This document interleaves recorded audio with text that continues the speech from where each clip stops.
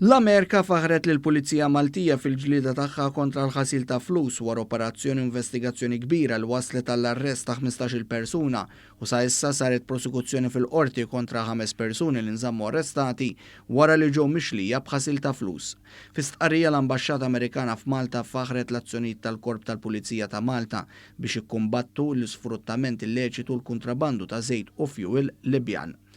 L-Ambaxxata Amerikana qalet li permezz tal-kollaborazzjoni internazzjonali fl-operazzjoni kontra l-ħasil ta' flus, Malta ewriet l-impenn tagħha li taħdem mas-sħab reġjonali u internazzjonali tagħha, inkluż l-Europol, l-Italja, r-Renju u l-Istati Uniti, biex tipproteġi r-riżorsi naturali tal-Libja u tiġġieled il-kriminalità organizzata. Il-ħamis fil-għaxija l-Pulizija Maltija spjegat li wara diversi xhur ta' investigazzjonijiet intensivi mill-iskwadra ta' kontra l-ħasil ta' flus fih dan id-Dipartiment tal-Investigazzjonijiet Finanzjarji fuq jumejn bejn il-Ħadd u Tlieta twettqet operazzjoni li fiha l-Pulizija levat 36 vettura, 60,000 euro fi flus kontanti u ammont konsiderevoli ta' ġojjelli u ħwejjeġ ta' ditta, apparat elettroniku li inkludi fost l-oħrajn mobiles, computers u servers u ammont kbir ta' dokumenti li jiġu analizzati.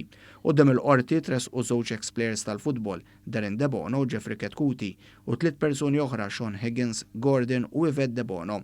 It-tnejn tal-aħħar għandhom numru ta' kumpaniji fis-settur marittimu allegatament involuti fil-ħasil ta' flus. Il-qorti ordnat ukoll li friżar tal-assi ta' dawn il-persuni. Brabta mal-investigazzjoni ġie rapportat li ġie arrestat ukoll l-avukat Arthur Azzopardi li jinsab fuq il-police bail.